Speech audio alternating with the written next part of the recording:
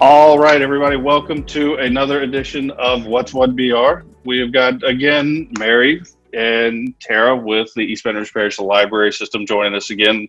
Had some more information we wanted to get to you guys. Today, we're going to talk a little bit about, preschool age children. We got a lot of people asking questions about, what about my younger, what about my other littles? And so, how are you guys first? We're doing well. How about you? Doing well. It's another day. Another That's day in right. paradise.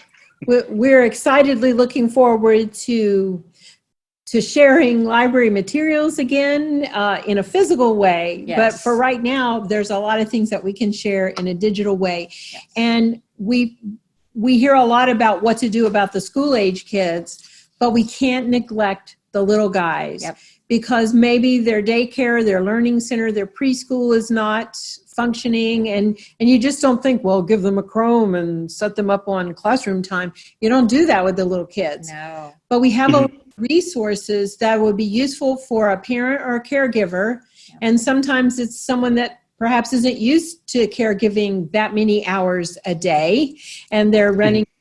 They're maybe starting to get at their wits' end. They need ideas. They need ideas while they're also taking care of the older kids and trying to force them to complete their assignments. Yes. And not tear up the house and be good citizens, etc. So we have spent a lot of thought, even before this, of course, on what we can provide to folks at home that are especially designed for 0 through 5 or 6. Yeah, 5 or 6. And Tara has found some wonderful things that are engaging, that are interactive. And that's, to me, the key, because people would come to the library and they would, the children would find the AWEs, the early learning workstations, and they would enjoy them. Or maybe the children would be on an iPad and they would enjoy that. And parents asked us, well, why can't you find something I can do at home?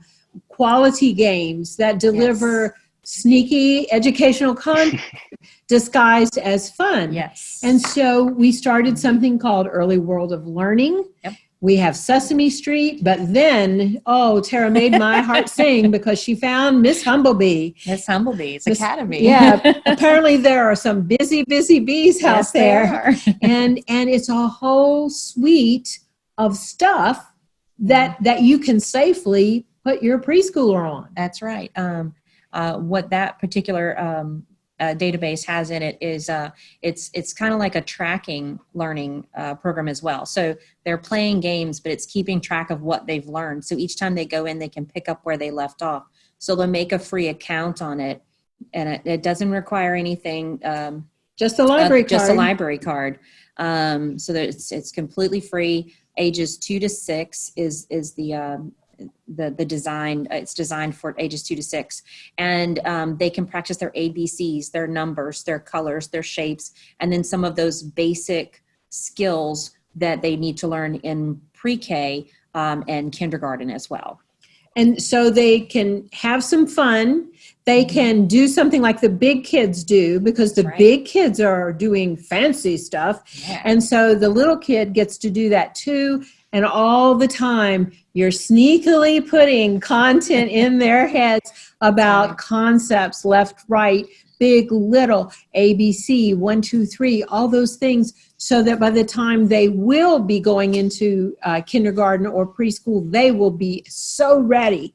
And this is so vital, because we know, the research shows that if you wait until kindergarten to ta-da, it's too late. Too late. Right. 18 months, 2 years, 3 years, that's when they need you to really push it. Read to those babies. Get the older kids to read to them. Absolutely. The first 3 years are probably the most crucial in their early learning, their early literacy. That's when they're developing their vocabulary. They're developing their comprehension skills, and they're learning from how you speak to them and how you read to them. They're learning all kinds of different skills for their own literacy, for their own ability to learn to read and write. And it actually doesn't just improve their reading skills as they start in their early math skills. It actually helps them with that comprehension of those skills as well. So it's the whole comprehension of all basic learning skills start in in those early formative years. And so this is the most important years for them to keep engaged and to keep increasing and learning more and more. Right. And the cheapest thing you can do is to just read to those babies every day. How simple is that? It gives you the time, with them, and that's important. But you guys also have, it sounds ambitious, when people read this, and what I'm referring to is a thousand books before kindergarten. It sounds daunting, doesn't it? But if you just read one book per night, you can read 1,000 books in 3 years. Yeah. So if you start when they're young and just read one book per day, then in 3 years, they've already done 1,000 books. You can easily do more than 1,000 within their first 5 years. And if you start them later, let's just say you didn't start until they were 3 years old, it's okay. 3 books a night can be done in 1 year. 1,000 books. And here's the loaded question. Lord of the Rings. Just throw the softball to you, for the guy who's going, I don't have 1,000 books. Yeah. There's no way. There's no 1,000 books. But we do. Yeah. And you all know, everybody knows that kids will find that favorite book and they want to hear that favorite book read 10 times. That's you okay. You can put it on that log 10 times. That's right. Okay. I can't tell you how many times I've read Pete the Cat and his groovy buttons. It's okay. There's no judgment here. That's great, because sometimes they find new things when you read the book. Yes. You can read it differently. Right. The kid can start reading or pronouncing the book with you, because if you've ever read a favorite book to a child and you change one word, they'll go, oh, that's not how it went. Yeah, they know. Because they've memorized it. But then you can turn that into a different game. Mm-hmm. And who knows what kind of fun, sneaky logic sequencing that you're going to be doing when you choose your own adventure by changing up the book. Yeah. So we do have, if you're still at home and you can't get to the library yet, because we're not quite yet opening to give you fresh material, the digital library is filled with books for children. And the other day we were reading some at my house on the iPad, and we got them from Tumble Books. We were reading books that matched a school assignment, but it's filled with Sesame Street books. Yeah, you can find all the hot books. Oh yeah, it has all the hot books. Tumble Books has books that you can read to them. They can read the Tumble Books will read to the child, or you can read to the child. It can also have audio books. So it has the read-alongs and the audios. It has videos. It actually has educational games in it as well. There's lots of different features in it. There's also some multilingual books in there. And we also have Tumble Math for those early math skills, which is really great in picture book form, so that they listen to a story, but they're learning a math skill at the same time. Again, stealth learning. It's the best. And not only that, I've noticed, some of the things that we're reading through here was, there's the books, you've got the ability for them to, sing songs, there's activity, even drawing and coloring, it may be maybe you can't find, the set of colors, or you can't find this, or maybe it's just that, you're out just driving around looking, at things that you can't go see and do right now, but you're just getting out of the house. It gives them a chance, if they want to do it on the go, they can take this with them. You don't have to pack all that. Right. The iPad and the tablets, have really just made an explosion, for this. And a lot of things work on a cell phone too. Many of our resources come as apps, and many of them are available on a cell phone. So really good for in the car, because mom driving should not be looking at the cell phone. No. And that's when you give it to the 3-year-old in the back seat. As long as they don't lock you out of your phone, you're good. But we do have, we do love coloring. I do love the Writing Road to Reading. Again, if you put it to paper, you put that image in your mind. I love it when the children draw. And we do a lot to encourage children to put their ideas onto paper, whether it's drawing, coloring, making their own stories. And since we can't do a Lego story time in the building right this minute, we have ideas for you on the kids' Facebook page, on the kids' homepage. Yeah, under our preschool links on our kids' site, We have tons of links to resources where they can get printables for coloring pages, just fun coloring pages, or it can be something that's educational. It might be something that focuses on today is sponsored by the letter C. They can print out something on the C, the letter C. We also have the Scholastic Teachables, which has tons of printables and tons of things that they can use that are fun homework assignments for those little kids who just want to be in school like the big kids. Right. So and keep them busy. That's right. One thing that we're doing that you can get outside and do right now is garden stories. And this is a fairly new thing. The very first one was like the week before the stay at home. What we've done is we've put up some stanchions in the middle of the beautiful Independence Botanical Park, which is nestled in the trees behind the beautiful main library at Goodwood. So all in this outside beautiful garden walk, there's a stanchion every 30 feet or so, and they're numbered, and it's a whole book. So you read the first 2 pages and you do an activity that goes with it, and then you go 30 feet down the road, and then you read the next 2 pages, etc. So we're on our 3rd book now, and we're here in the library, and I can look out the window and every now and then see a child skipping from one thing to the next. Is something that you could do as a family while you're physically distancing yourself from other families, but that's a fun little garden walk. And we change those every single month. We were fortunate enough to have the author of the first book come and walk the walk with the children. Will Hillenbrand flew in before the stay-at-home order and walked with all the children and talked to them about what might be on that train that's going to the zoo, and they acted like animals that would be at the zoo, and we all hopped and jumped and made funny faces, and it was charming. It was very charming. And for a family unit, the older kids can lead it, while the little kids just do whatever little kids do. Your older children often don't want to be doing something that they think is too babyfied, but they're happy to be the mentor. That's right. Or the one that shows the way. So we recognize that it's not just the one child, it's the whole family unit. So with our activities, such as garden stories, we've made that possible. We also have some virtual stories, especially for preschoolers, that we started last June. So it's not just because of COVID-19, though we certainly ramped it up after the stay-at-home order. But since last June, we've been pushing out a bedtime story time every Monday night as an idea of listen to this one, and now here's an idea for you to share every night during the week. So. And now you start doing it. They're all archived. There's dozens and dozens of them, and from all different kinds of literature, children's stories presented by people like Tara and myself, who know a little bit about sharing stories. So we have that. We have toddler time. We have toddler time.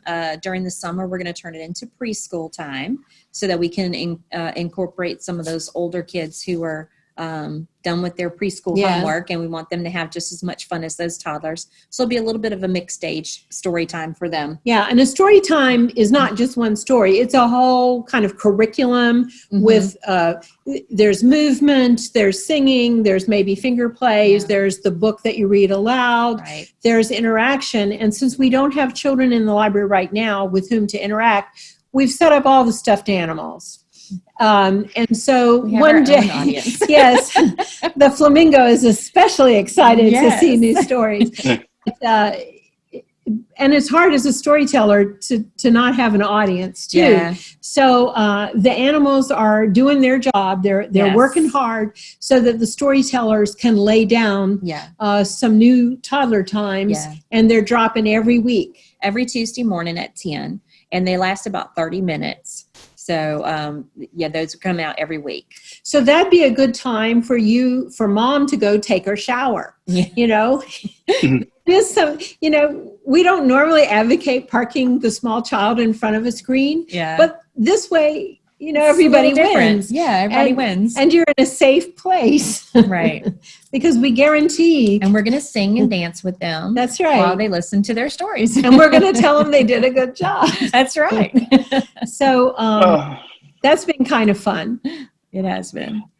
I think, and that's the point. We keep saying it's entertaining, while they're learning something, and it's keeping the mind moving, keeping, engaged, getting people, and getting the young ones, thinking and letting them be part of, I've got my stuff I need to do, even if it is just, I need to go watch this one little bit, or I need to read this, little book, and forming those habits early, I think is what kind of some of the stuff that we're talking about as we go through here.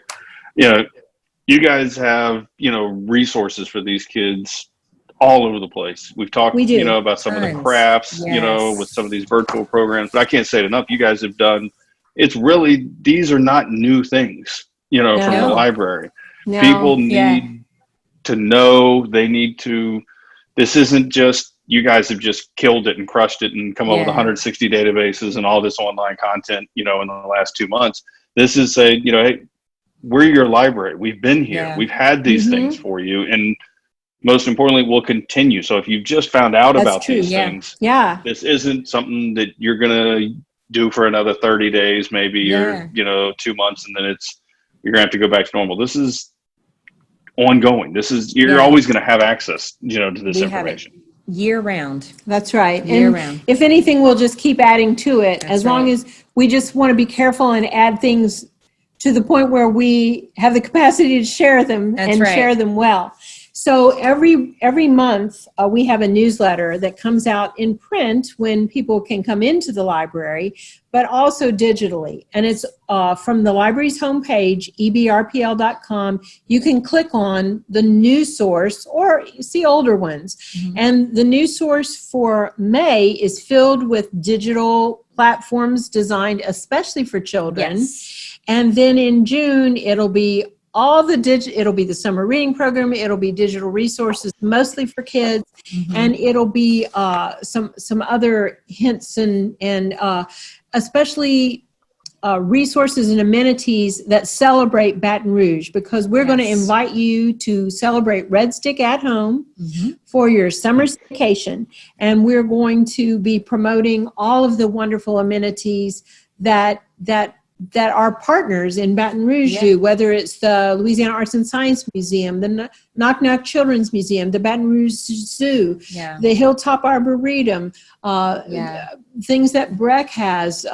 Taking a self-guided tour through LSU's campus. So cool. All the wonderful sites they have on campus. The USS Kid has a virtual tour. Absolutely. So we're going to be promoting a lot of those things so that some of them you'll be able to physically go to, because anybody can go to the river right now. And they have the new Sing the River sculpture out there that you can hear the music that goes with the current of the river. It's so which cool. Is awesome. And a great place for a selfie as well. Yes. So we're working on some driving tours of Baton Rouge, the public art, all the murals that the Baton Rouge Walls Project has put up, and then a few other artists have done murals besides Baton Rouge Walls. Yeah. But I every time I see one of those murals, I feel happy and proud. So we have mapped those out, and we're going to be pushing that out as an activity that when you think of the 1950s, people used to pile in the Chevy and go for a ride on Sunday. Yeah. Well, that may be coming back. Yeah. We would like to help this Baton Rouge summer staycation be a positive experience. Yes. And let's celebrate all the good things that we can do as we ease out of staying at home and getting ready for school sometime August or September. That's right. That's right. We want them to be ready when they start school. That's right. And then that's again. Yeah. And so I can't thank you guys for putting all this together. I think this is what, parents need. And with that, though, if you are a parent or a grandparent, you've got one of these, little guys, with you, and you don't know where to start.